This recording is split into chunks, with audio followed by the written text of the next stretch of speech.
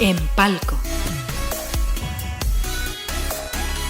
Muchísimas gracias, Viviana, por tu tiempo, por conversar con nosotros. Tengo aquí en mis manos tu libro Hongos silvestres comestibles nativos de Chile. Voy a mostrar ahí la portada para que la gente la vea un poquito más de cerca. En esta guía práctica tú cuentas, entre otras cosas, qué hongos se pueden comer, en qué lugares los podemos encontrar, cuáles son venenosos, y como guinda de la torta incluyes también un recetario. Es un libro muy completo. Cuéntanos, ¿cómo estás, Viviana? Bueno, estoy bien, estoy en Curanilahue, aquí en mi ciudad natal, y contenta con el lanzamiento de este libro. Fue bastante bonito el lanzamiento que se realizó en Santiago antes de ayer, el oficial, y en la primavera del libro, así que esperando que llegue a la mayor cantidad de personas y que pueda enseñarles ciertas cosas sobre los hongos comestibles, también sobre los venenosos y todo el tema que tiene que ver también con la cocina con hongos. Sí, por supuesto. Mira, para que la gente te conozca un poco más, tú de profesión eres bióloga, también profesora de ciencias naturales, y desde hace 10 años ya estás trabajando en la investigación de los hongos, pero también, y muy importante, en la conservación de estos alimentos. Cuéntanos cómo nace ese interés, cómo y cuándo nace el interés por saber más de los hongos. Bueno, en general siempre comento que en mi familia hemos recolectado hongos silvestres comestibles desde que yo era pequeña, entonces ya los conocía como un alimento. Pero cuando estaba estudiando biología en la universidad y comenzaron las prácticas profesionales y a pensar en un tema de tesis, comencé a acercarme a los hongos desde un punto de vista más académico y a estudiarlos junto con el profesor Gex Partner de la Universidad de Concepción, y después también investigando un poquito sobre la química de hongos comestibles en el laboratorio de química de productos naturales con el profesor José Becerra y la doctora Claudia Pérez, igual de la UDEC. Súper, Así que ahí entonces, comencé a estudiarlo. claro, entonces por todo lo que me cuentas, me imagino que la idea de escribir este libro fue más o menos orgánica, ¿o no? Como natural.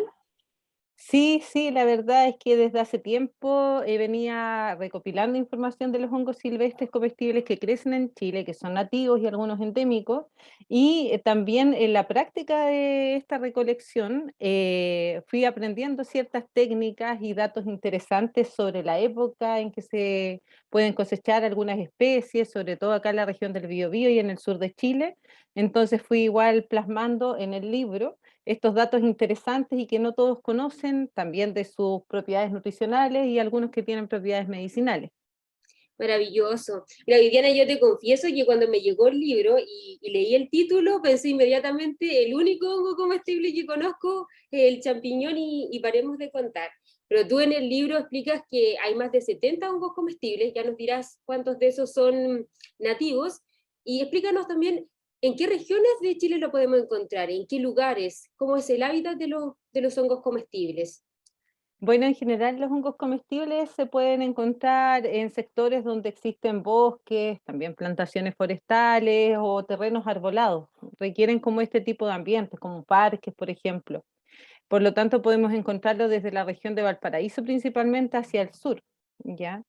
Y se concentra obviamente una mayor biodiversidad en la zona del Biobío y también desde la región del Maule hacia la región de los lagos. Hay muchos de estos hongos silvestres comestibles que compartimos con Argentina, principalmente la parte de la Patagonia.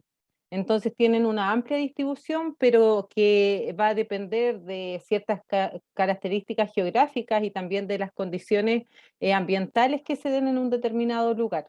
Eso es como lo que influye mucho en la distribución de estos hongos nativos. La mayoría de ellos está asociado a notofago, es decir, a árboles como el guaye, el coihue, el ñirre, y por lo tanto necesitan que estén presentes estas especies de árboles para poder crecer. Perfecto. Y bueno, mucha gente quizás desconoce que hace muchos años que se consumen estos hongos, principalmente por los pueblos originarios. ¿Qué pueblos centrales de nuestro país empezaron a consumir estos hongos? Principalmente comunidades mapuche en la zona centro-sur, huilliches, y hacia el sur algunos pueblos originarios de Tierra del Fuego, como los Onas, los Alacalufes, los Yamanás, consumían estos hongos desde tiempos ancestrales. De hecho, hay un registro de Monteverde que queda en la región de los lagos, con pinturas y algunos vestigios de que se consumen hongos desde hace 13.000 años, 13.000 años acá en Chile. Entonces, Wow. es bastante tiempo.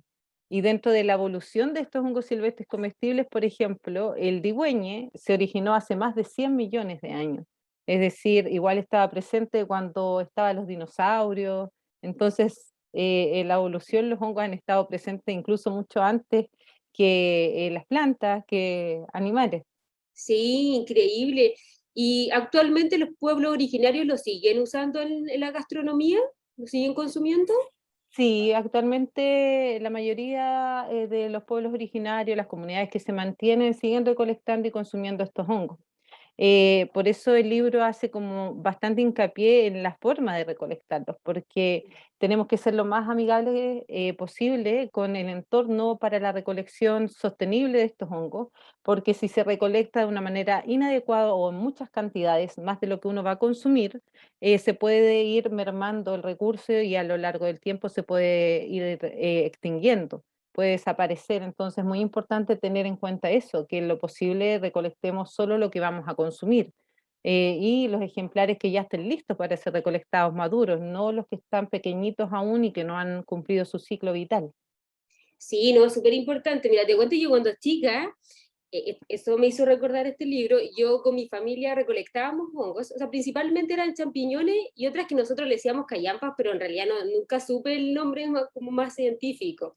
Y era porque mi papá los vendía, entonces me acuerdo que íbamos, y te voy a explicar cómo lo hacíamos, ahora tú quizás me va a Sí. decir, no era como en la forma que no, no hay que realizarlo. Me acuerdo que nos poníamos guantes porque si no nos manchábamos mucho las manos. Y parece que lo que te voy a decir a continuación es lo que no hay que hacer, como que los arrancábamos de raíz, después me acuerdo que los cortábamos y los poníamos sobre los techos para que se secaran, y después ya se vendía por kilo. Bueno, en ese entonces yo no consumía, era chica, había tenido como entre 8 y 10 años, y mi papá Ya. los vendía. Entonces me parecía como tan extraño que la gente los consumiera, hasta que ya después más grande, cuando era adolescente, lo empecé a consumir. Y claro, descubrí que eran súper ricos, que yo cuando chica pensaba que eran malos. Ahora dime tú, ¿esa forma es la que no hay que practicar?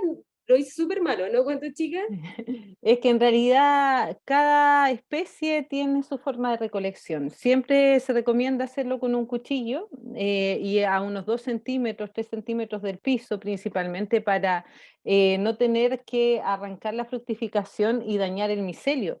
Pero ese arrancar la fructificación va a depender mucho de la fuerza que uno aplique. Una cosa es girar y arrancar suavemente, que igual es una forma de recolección válida y buena, a tirar con mucha fuerza, dañando el cuerpo vegetativo del hongo, que es el que realmente siempre está ahí. O sea, nosotros lo que vemos son las fructificaciones, las setas, las callampas, que tienen un periodo de vida muy corto porque cumplen una función de esparcir esporas y reproducir el hongo.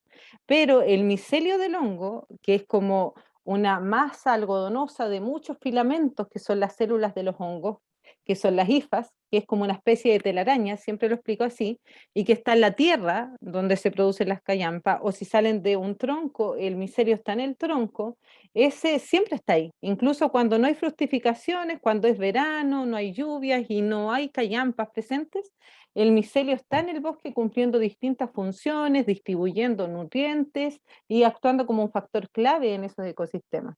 Así que yo creo que si no los recolectaban arrancando fuertemente, sino con suavidad, es una buena forma de recolección también para algunas especies. Ah, perfecto. Sí, lo hacíamos con sumo cuidado, en eso teníamos ahí preocupación. Y lo otro también relevante en este tema es aprender a identificar cuáles son comestibles y cuáles son venenosos para no intoxicarse. ¿Cuáles son las características principales de los hongos comestibles?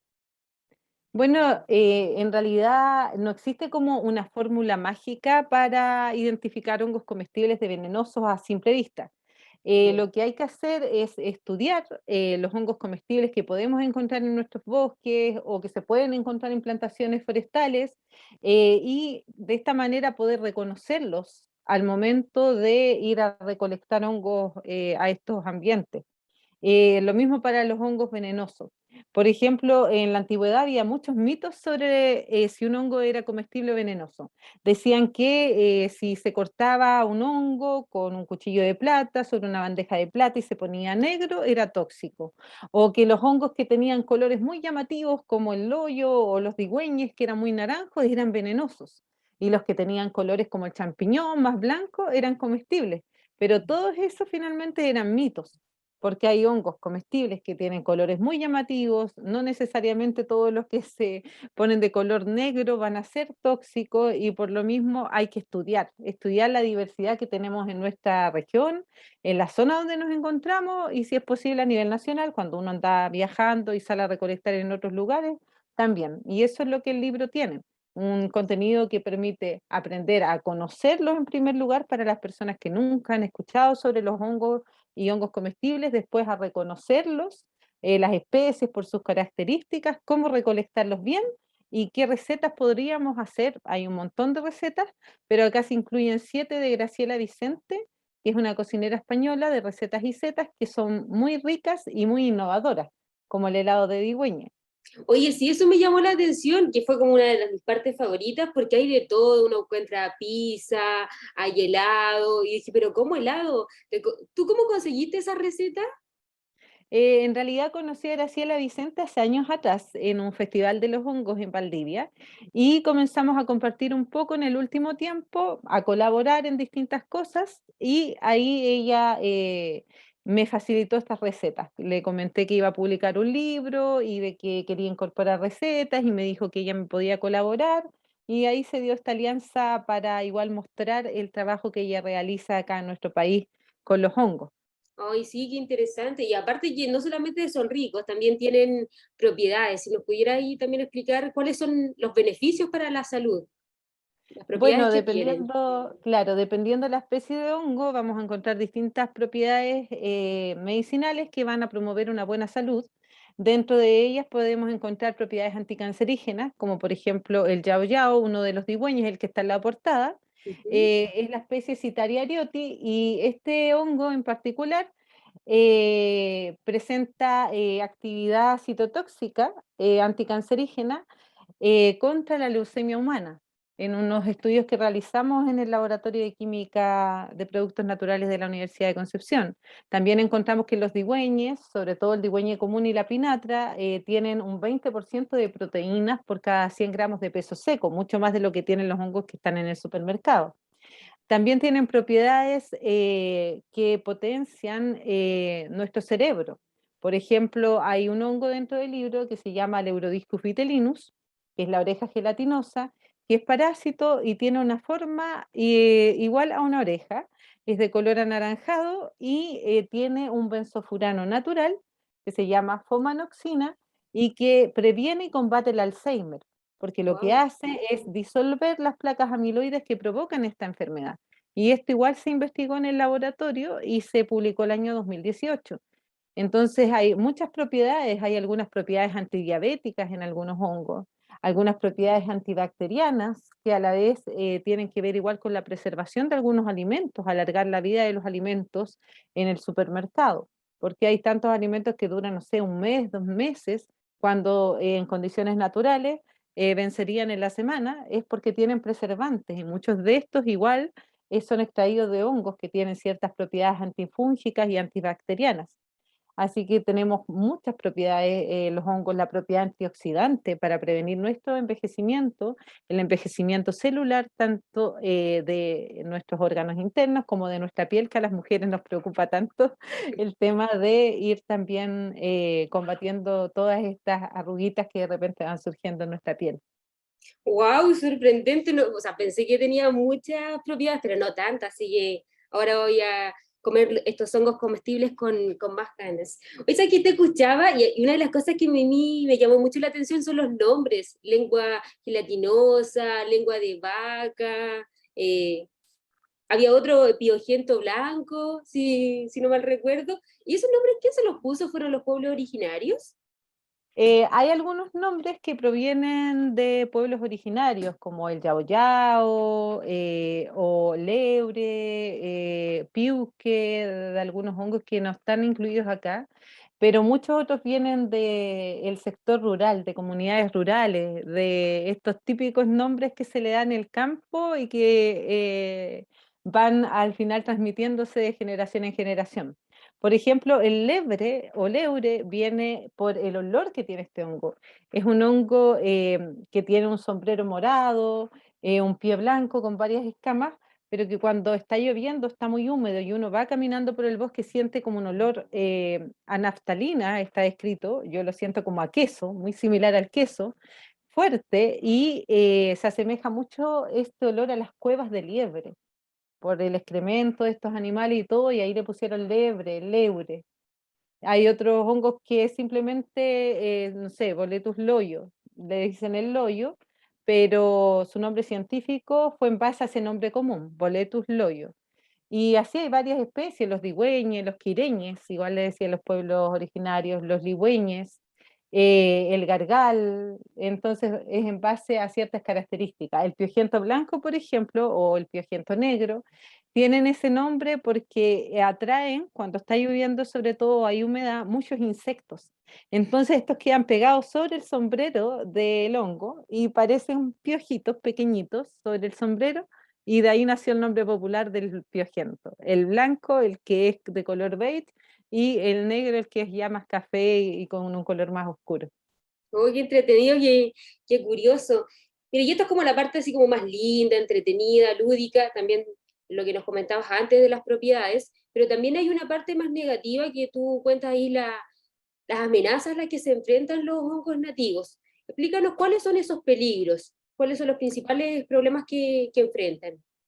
Bueno, dentro de las amenazas naturales es el calentamiento global, principalmente este aumento de temperaturas, de sequías prolongadas y que la desertificación va cada vez aumentando en algunos lugares del mundo y también en nuestro país, hace que algunas especies de hongos no puedan adaptarse a estas condiciones y por lo tanto su micelio muere o desaparece y no puede producir estas fructificaciones, las callampas, que son las que le permiten reproducirse, producir esporas. Entonces, dentro de las amenazas naturales están esas, y dentro de las amenazas antrópicas, principalmente la tala del bosque nativo, la sustitución del bosque nativo por plantaciones forestales. Esto afecta mucho a las comunidades de hongos, y como las plantaciones tienen ciertos hongos propios de ellas, compiten con nuestras especies nativas. Entonces, ahí igual hay un tema de competencia de hábitat donde puede provocar una disminución en las poblaciones de hongos nativos. También están los incendios forestales que lamentablemente cada año van avanzando en la región del Maule, esos grandes incendios que se produjeron hace tiempo atrás, quemaron muchos árboles incluso en lo profundo de sus raíces. Y recordemos que muchos hongos están asociados a las raíces, el micelio, por lo tanto también mueren, también se ven afectados por todos estos acciones humanas realmente. Incluso el tema de las fumigaciones que de repente se realizan en algunas plantaciones forestales y llegan al bosque nativo, estas fumigaciones aéreas grandes, afectan también al micelio y a los hongos que viven en un determinado lugar. Así que son varias las amenazas.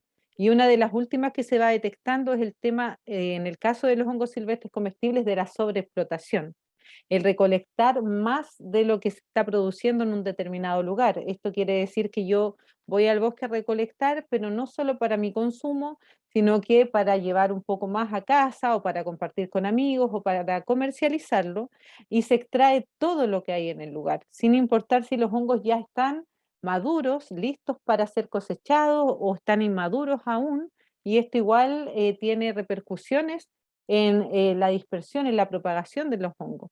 Entonces hay que tener mucha conciencia cuando uno va al bosque sobre estos factores para poder llevar a cabo una buena recolección. Sí, sin duda, ahí podemos apartar con un granito de arena para poder conservar estos hongos comestibles. ¿Y tú, Viviana, Claro. crees que todavía hay muchos mitos sobre el consumo de estos alimentos? Pese a que hay mayor Eh, información. sí, yo creo que hay algunos mitos aún, tal vez sobre todo en las personas que son mayores, porque lo que es las personas más jóvenes, adolescentes o los mismos niños, cada vez son más las personas que salen a recolectar hongos en familia, se está convirtiendo en una actividad muy entretenida, ir conociendo distintas especies. Por lo tanto, la población chilena, de ser micófoba, que quiere decir que le tenía miedo al consumo de hongos, encuentro que cada vez está siendo más micófila, como que están amando los hongos y se están atreviendo a probarlos. Pero por lo mismo hay que tener en consideración el conocer las especies, en estudiarlas.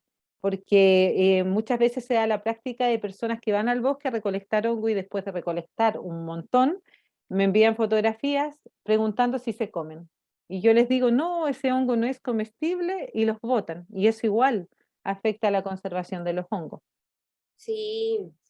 Lamentablemente, Viviana, se nos va el tiempo, está muy entretenida la conversación y antes de finalizar me gustaría que tú pudieses invitar también a la gente a leer este libro. Te voy a mostrar, es un libro muy fácil de leer, es ilustrado.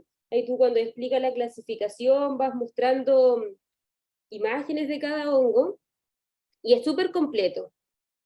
Como les decía, hasta la parte final agrega un recetario. Por favor, Viviana, si puedes invitar a la gente.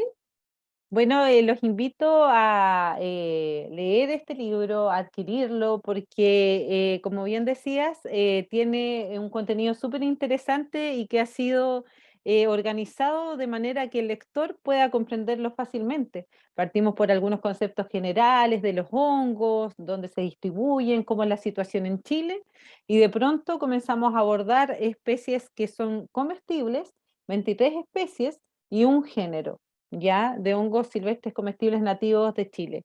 Y con estas fotografías uno ya puede ir reconociendo las características que tienen estos hongos al momento de salir a recolectarlos. Hay tips de recolección sostenible y como igual tiene un tamaño bastante adecuado, uno lo puede llevar de acompañante al bosque, cuidándolo bien, para igual asegurarse que lo que está cosechando realmente se trata de la especie que está descrita como comestible en el libro. Y al final tiene un recetario y también tiene algunos apéndices, donde se habla de manera más técnica y profunda sobre los aspectos nutricionales, medicinales y también aparece una tabla de esporas, por si las personas están interesadas en aprender a identificar al microscopio taxonómicamente alguno de estos hongos, tenga las medidas más o menos de las esporas y de algunas estructuras para hacerlo. Sí, una guía súper completa, así que un libro recomendadísimo. Muchísimas gracias, Viviana, por tu tiempo. Lo pasé súper bien Gracias a conversando ti, contigo. Marcela. Sí, yo igual. Muchas gracias por la posibilidad de presentar acá el libro. A ti un abrazo, que estés muy bien. Ya, chao. Chao.